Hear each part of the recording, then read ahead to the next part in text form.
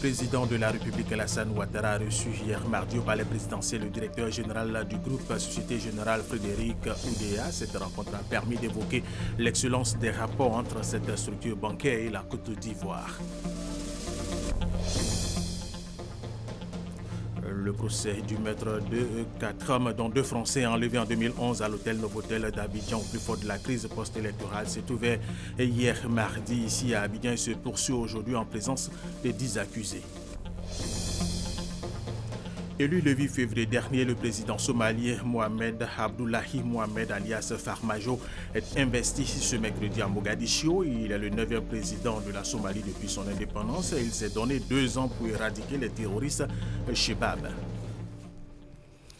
Mesdames et messieurs, bienvenue et merci de nous suivre. Vous êtes sur RTI 1, un conseil des ministres se tient ce mercredi au palais présidentiel en présence du président de la République Alassane Ouattara. Plusieurs questions relatives au processus de développement de la Côte d'Ivoire sont débattues. Il est également question de la prochaine visite du roi du Maroc en Côte d'Ivoire et c'est à partir de vendredi. Nous vous le disions dans nos titres, le président de la République, Alassane Ouattara, a reçu hier mardi au palais présidentiel le directeur général du groupe Société Générale Frédéric Oudéa. Cette rencontre a permis d'évoquer l'excellence des rapports entre cette structure bancaire et la Côte d'Ivoire. Et c'était en présence de Jérôme Kofi à Bolin. La Côte d'Ivoire, un partenaire idéal et de confiance pour le groupe Société Générale. Selon le directeur général de cette structure bancaire, Frédéric Oudéa, le groupe qu'il dirige reste déterminé à mener des activités pour accompagner l'économie ivoirienne. Frédéric Oudéa a rencontré ce mardi le président de la République de Côte d'Ivoire, Alassane Ouattara, pour réaffirmer cet engagement. Il a surtout fait part de son intention d'offrir aux clients de nouveaux produits, comme par exemple le paiement sécurisé. Notre filiale, qui est le leader sur le marché bancaire ivoirien, a de nombreux projets. Nous avons lancé des nouvelles initiatives, à la fois destinées aux entreprises ivoiriennes. Je pense à une salle de marché qui apporte tous les services en matière notamment de change. Je pense aussi à une équipe dédiée à tout ce qui est financement d'infrastructures et de grands projets qui va offrir à toutes les entreprises des meilleurs accès, des meilleurs transports et aux citoyens ivoiriens. Nous sommes en train de lancer aussi, par exemple, une nouvelle banque dite alternative avec une marque qui s'appelle Youp et qui permettra d'offrir aux citoyens ivoiriens des paiements sécurisés sans même avoir nécessairement un compte bancaire, sans même avoir à passer par une agence de notre filiale et donc de compléter la palette des services qu'on offre. Notre objectif, notre ambition, c'est d'être vraiment un acteur clé au service de l'économie ivoirienne.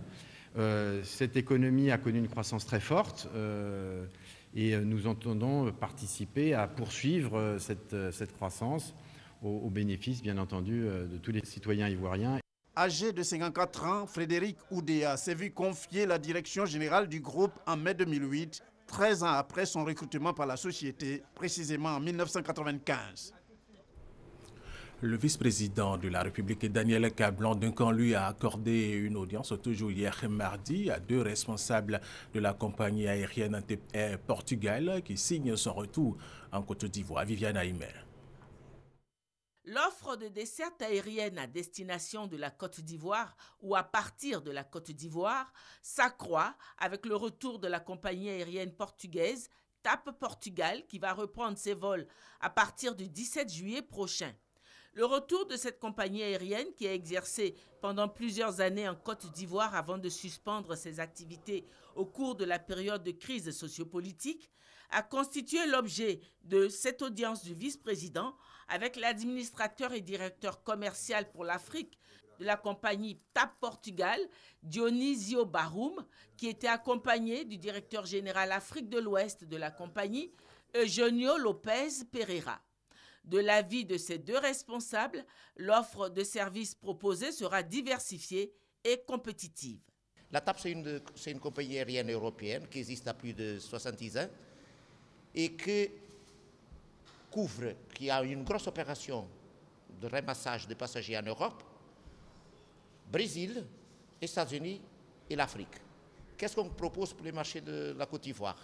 On propose amener les passagers de la Côte d'Ivoire qui a comme destination Lisbonne en première ligne, en deuxième ligne toute l'Europe.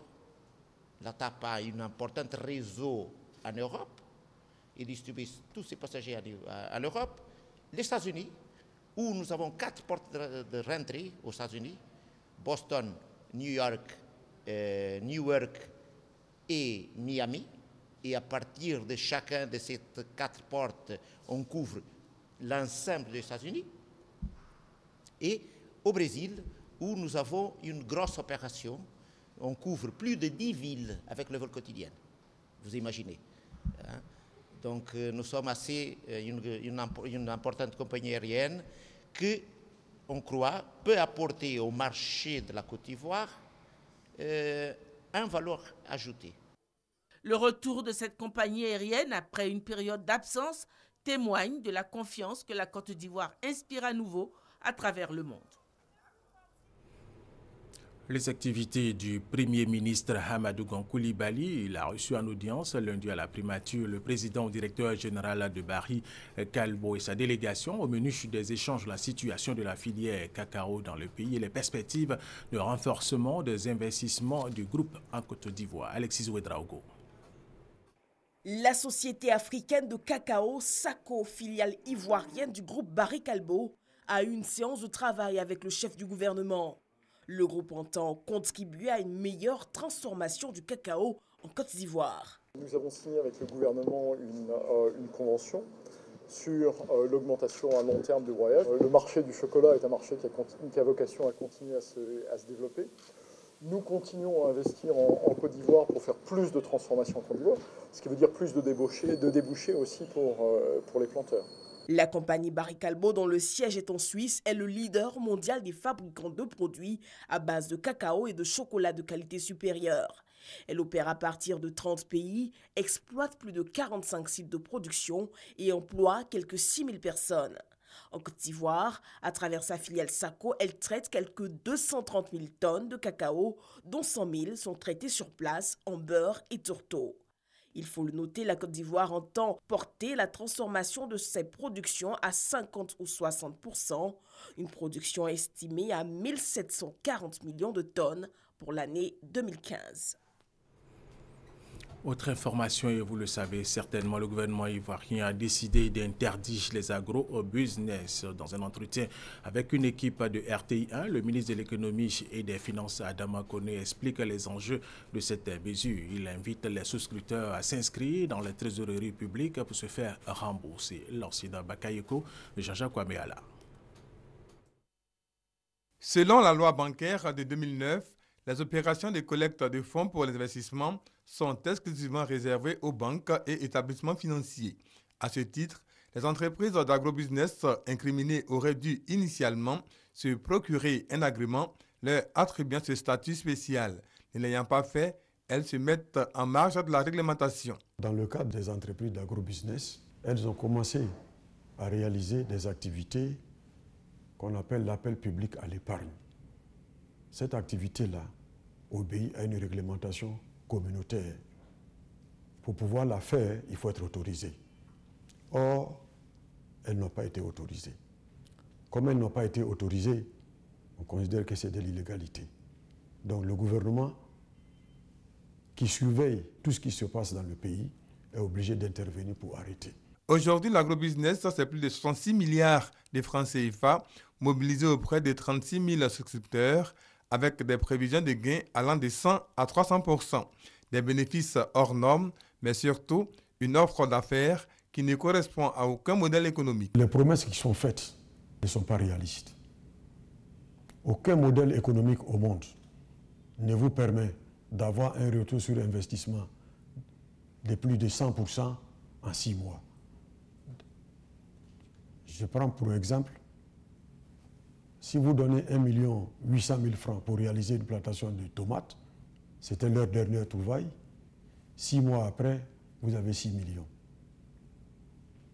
Aucun modèle économique ne permet d'avoir autant de retours sur investissement en 6 mois. En interdisant purement et simplement l'activité, les pouvoirs publics anticipent sur d'éventuelles conséquences qui découleraient de l'effondrement de l'agrobusiness. Certains souscripteurs vont être grugés à terme. Parce qu'une activité comme celle-là, ce sont les premiers qui ont souscrit, qui bénéficient. Mais ceux qui viennent après, il arrive un moment donné où le système s'étouffe. Depuis le mois d'août 2016, nous avons déjà eu, à partir des enquêtes qui ont été menées, les premiers signes de l'essoufflement du système. Depuis août 2016, les remboursements avaient commencé à connaître des difficultés. Le rôle du gouvernement, c'est de parer à la survenue des troubles éventuels. Dans d'autres pays, l'activité a non seulement été interdite, mais également tous les acteurs, y compris les souscripteurs mis à la disposition des juges. En Côte d'Ivoire, le gouvernement a préféré jouer la carte de l'humanisme avec l'option du remboursement des mises initiales. Le gouvernement estime qu'une partie de la population a été induite en erreur et qu'elle a participé à une activité dont elle ignorait les règles. Donc le gouvernement a donc décidé de rembourser le capital investi. Le mode opératoire consiste à demander aux souscripteurs de se rendre dans les différents bureaux du Trésor public, s'inscrire et faire la preuve de leur souscription. Après quoi, cette liste va être confrontée avec celle trouvée dans la comptabilité des promoteurs et également auprès des banques pour validation. C'est après donc confrontation de ces trois sources que nous allons passer véritablement au remboursement. Point à noter, seuls les placements initiaux seront remboursés. Autrement dit, les RSI, retour sur investissement, ne seront pas payés. L'opération de recensement des souscripteurs se poursuit et prend fin le samedi 25 février prochain. 2 900 milliards de francs CFA, c'est le montant qui sera alloué aux procédures de passation des marchés publics au titre de l'exercice budgétaire de 2017 et 20% de ce montant, soit 580 milliards de francs CFA, devait revenir aux PME selon le ministre du budget du portefeuille de l'État, Traoré Mahama Jean-Jacques Kwameala. Les marchés publics, un autre chemin emprunté par l'État de Côte d'Ivoire pour favoriser l'essor des PME, petites et moyennes entreprises. Elles ont là l'occasion de capter une part du budget de l'État au titre de l'année 2017 pour les plus compétitives. Nous avons environ 2 900 milliards de francs CFA qui seront soumis aux procédures de passation de marché, ce qui est un montant relativement important. De ces 2 900 milliards de francs CFA, nous souhaitons qu'au minimum 20% puissent effectivement être alloués aux PME, notamment les PME ivoiriennes. Cette part de 20% de la commande publique réservée aux PME fait partie des réformes engagées par l'État ces dernières années. Cette disposition s'ajoute au nouveau Code des marchés publics né en mai 2014, code qui avait pour principal objectif de réduire les délais des procédures de passation des marchés publics à 88 jours. Nous sommes aujourd'hui aux alentours de 129 jours. Donc nous sommes encore loin des 88 jours que nous visons. Mais lorsqu'on les compare à d'où nous venons, donc les 322 jours, on se rend compte qu'il y a eu quand même du travail qui a été fait pour réduire les délais de passation. Ces efforts vont notamment s'accroître au courant 2017 avec la mise au point de plusieurs innovations, assure le ministre du Budget. Nous sommes en ce moment en train de travailler sur un projet qui s'appelle e-marché. Nous souhaitons que dorénavant, il n'y ait pas autant de documents papier qui circulent, qu'on puisse aller en ligne et puis préparer les documents de passation. Nous sommes aujourd'hui dans l'ère de la dématérialisation. Un accent particulier sera également mis sur la formation des acteurs, tant au niveau de l'administration publique que du secteur privé, pour une optimisation des procédures de passation des marchés publics. Autre sujet, le procès de l'ex-première dame de Côte d'Ivoire, Simone Gbagbo, jugée pour crime contre l'humanité commis pendant la crise post-électorale de 2010 à 2011, a de nouveau été reporté chez mardi au 7 mars à la demande du parquet général. Toujours en justice, et deuxième grand titre de cette édition, le procès du meurtre de 4 hommes, dont 2 Français enlevés en 2011 à l'hôtel Novotel d'Abidjan au plus fort de la crise post-électorale ici en Côte d'Ivoire. C'est ouvert hier mardi ici à Abidjan et se poursuit aujourd'hui en présence des 10 accusés dont 8 militaires ivoiriens. Wilfried Herman Djivé. Nous sommes dans la grande salle d'audience du palais de justice de Yopougon. La salle affiche complet, parents, amis des accusés et autres curieux venus suivre ce procès reporté à 2 reprises. Ils sont 10 dans le box des accusés, en costume, bleu nuit, cravate à points noirs, Dogbo Blé Bruno, ex-commandant de la garde républicaine sous l'ex-président Laurent Gbagbo, déjà sous le coup d'une condamnation. L'affaire remonte au 4 avril 2011. Le pays est en pleine crise post-électorale. 2 violents combats entre forces opposées secouent la ville d'Abidjan. Un commando fait irruption à l'hôtel Novotel et repart avec 4 otages, au nombre desquels Yves Lamblin, patron d'entreprise, et 3 autres personnes. Ils auraient été emmenés au palais présidentiel, torturés, puis exécutés. Pour l'accusation, chacun des accusés a joué une part certaine dans la disparition des otages. La défense est dans son rôle, dans un rôle de rupture, dans un rôle de tout contester. Mais je plaidais aussi il y a un instant que la cour d'assises est là pour respecter aussi la mémoire des victimes, pour faire en sorte qu'il n'y ait pas de déni de justice. La justice, c'est un équilibre entre les droits de la défense qui ne doivent pas conduire au déni et un équilibre vers un verdict qui va apaiser les choses et qui va participer à l'écriture d'une des pages de l'histoire récente de la Côte d'Ivoire. Pour la défense, ces hommes ne sont pas coupables des faits qui leur sont reprochés. Pour ma part, je suis satisfait du déroulement de ce procès aujourd'hui parce que la Cour nous donne des lueurs d'espoir sur son impartialité. Mais j'estime que quand on aura raison, conformément au test, qu'elle dise qu'on a raison. Quand on aura tort conformément au test, qu'elle dise qu'on a tort. C'est ce que j'attends de la Cour. Honnêtement, je veux allier respect de la mémoire des victimes à la recherche de la manifestation de la vérité. Je souhaite que les vrais coupables soient recherchés et condamnés et que les innocents ne soient pas condamnés à la place de coupables parce qu'il faut forcément trouver des coupables. Reprise des plaidoyers ce mercredi 22 février 2017. Allez, tout à fait autre chose à présent. La représentation de l'UNESCO en Côte d'Ivoire a initié un atelier régional au profit des organisations d'enseignants. Il s'agit à travers cet atelier de renforcer les capacités des enseignants afin de les impliquer dans le dialogue social et les politiques de l'éducation. Vénance Eman Niamien. Si les enseignants sont associés au dialogue social et impliqués dans les réformes des politiques de l'éducation, cela peut favoriser un climat social apaisé propice à l'apprentissage. C'est ce que pense l'UNESCO en initiant cet atelier de renforcement des capacités au profit des enseignants et organisations d'enseignants. Objectif, les outiller afin de promouvoir un dialogue social constructif avec les gouvernants. L'UNESCO travaille avec les États membres pour promouvoir la qualité de l'éducation dans le monde. Et cette qualité de l'éducation, il y a plusieurs conditions à son atteinte, notamment les questions liées au quantum horaire, notamment les questions liées à l'effectivité des cours. Et le constat dans la sous-région aujourd'hui est qu'il y a parfois des perturbations des enseignements, et ce qui fait qu'on n'arrive pas à atteindre le quantum horaire pour nous assurer que les cours seront donnés dans de bonnes conditions pour atteindre la qualité. Les participants approuvent cette démarche de l'UNESCO.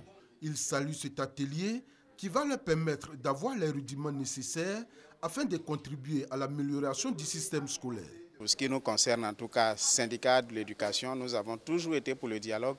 C'est pour cela que nous dénonçons quelquefois ces méthodes consistant à prendre des décisions importantes, n'est-ce pas, sans tenir compte des organisations syndicales et des enseignants. Nous pensons que c'est un très bon séminaire, nous l'accueillons favorablement. Parce que vous savez que pour que l'éducation marche, il faudrait qu'il y ait une concertation permanente qui se fait autour d'un dialogue social, un dialogue franc, mais un dialogue constructif. Selon les études de l'UNESCO, il faut entre 850 heures et 1500 heures de cours pour assurer une éducation de qualité. La Côte d'Ivoire, qui a fait des efforts pour atteindre 990 heures, rentre désormais dans la moyenne acceptable par l'UNESCO. Mais les grèves à répétition peuvent amenuiser tous ces efforts. Pour cet atelier de renforcement de capacité, des participants sont venus de la République démocratique du Congo et d'Haïti. 6 salles de classe ont été réalisées à Ferry 1 dans la sous-préfecture d'Andé par le conseil régional du Morono. Les salles de classe qui ont été inaugurées ont été équipées par le ministère de l'Éducation nationale. Charles Tatou, RTI Boaké. À Ferry 1, c'est dans la sous-préfecture d'Andé, dans le département de Bongouanou.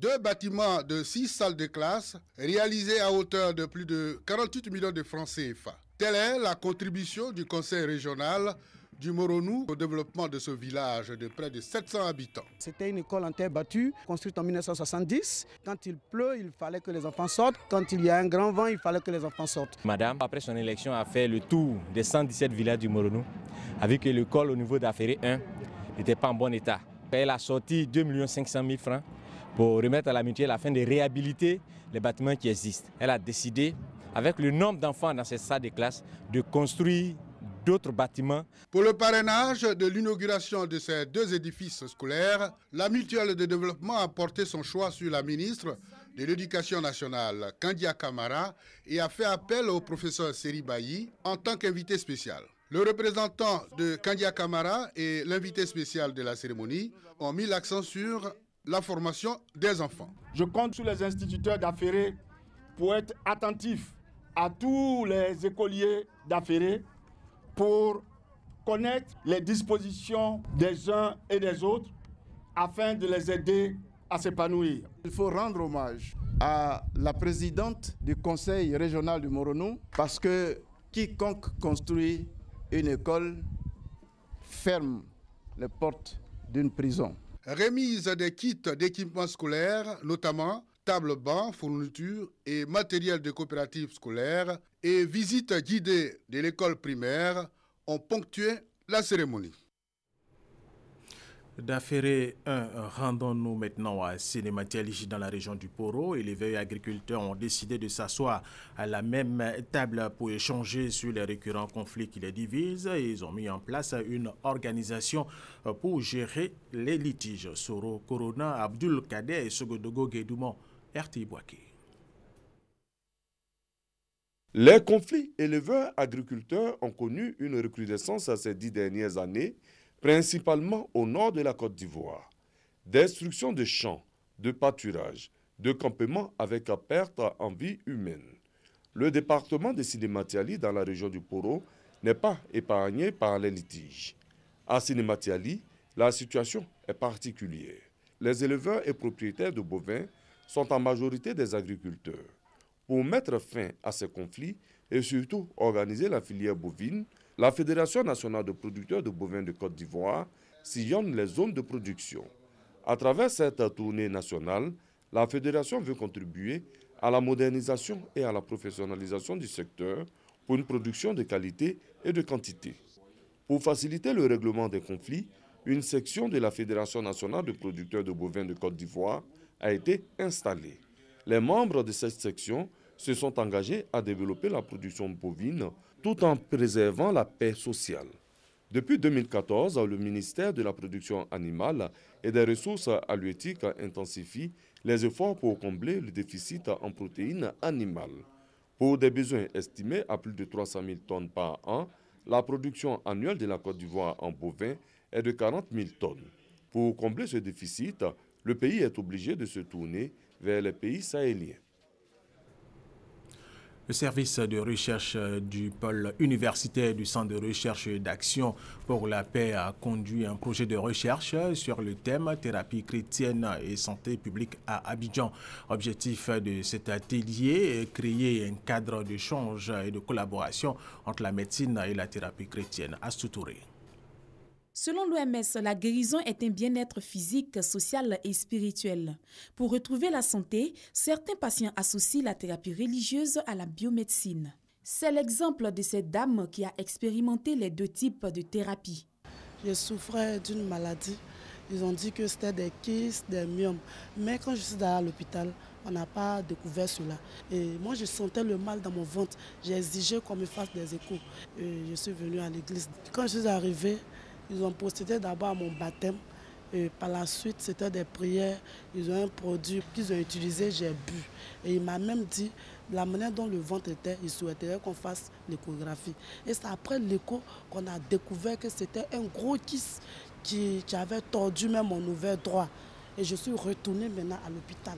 Et il a dit par la prière, il peut faire maintenant l'opération. Et c'est comme ça que j'ai été guérie.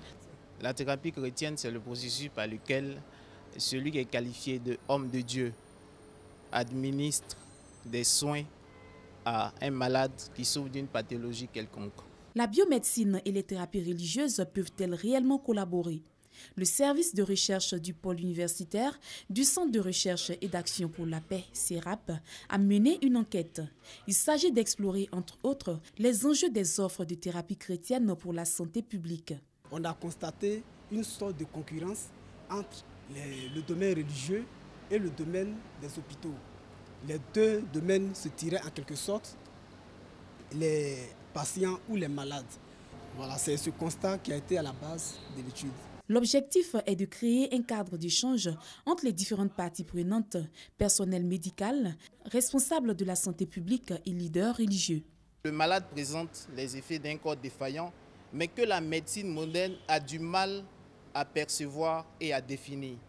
Là aussi, c'est de l'ordre de la thérapie chrétienne d'agir et d'apporter la contribution. Le propre de la thérapie chrétienne, c'est de venir au secours de l'âme et de lui apporter la guérison. Donc la conséquence qui est perçue par la guérison de l'âme, c'est que le corps est rétabli. Donc au-delà de tout ce qui est limite de la thérapie moderne ou biomédicale, Dieu intervient et apporte la guérison parce qu'il est au-dessus de tout. Cette enquête qui a duré 1 an a permis de comprendre que l'incursion du religieux dans le domaine de la santé publique est une opportunité qui mérite d'être prise en compte dans la recherche de la guérison. Chaque mois de février est un mois de jeûne pour les fidèles de l'église Papa Nouveau. Cette année encore, la tradition est respectée et c'est ce moment qui est choisi par la conférence des églises révélées d'Afrique pour se rendre à Toukouzou aux Zalem pour prier pour la Côte d'Ivoire. Chantal Oumar-Kanda y était pour RTI 1. Toukouzou aux Zalem est une sous-préfecture située dans le département de Grand Laou. Pour y accéder, il faut traverser le département de Jacquesville en passant par le pont Philippe-Yassé.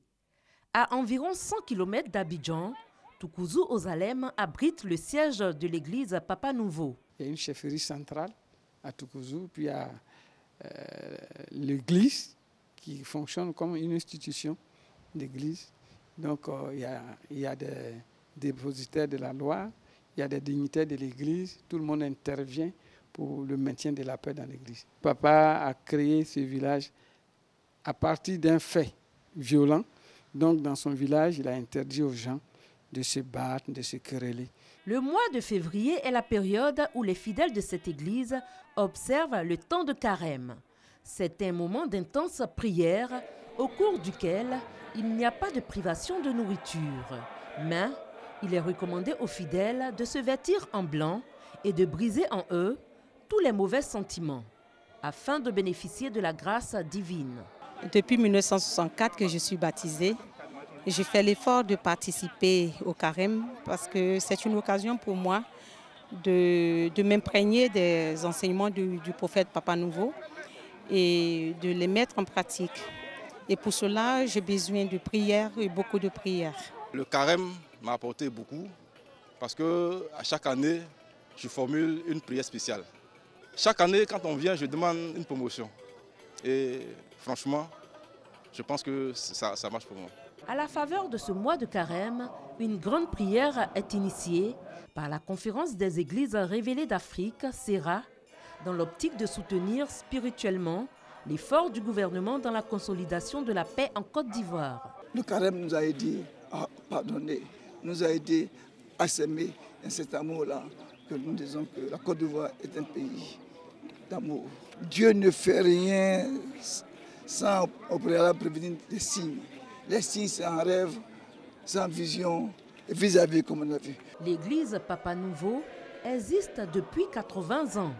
Le fondateur, du nom de Papa Nouveau, a été un artisan de la paix durant son pèlerinage sur la terre des hommes. Il est décédé en septembre 2001 à l'âge de 100 ans. Aujourd'hui, chaque fidèle de l'Église cultive la paix au quotidien.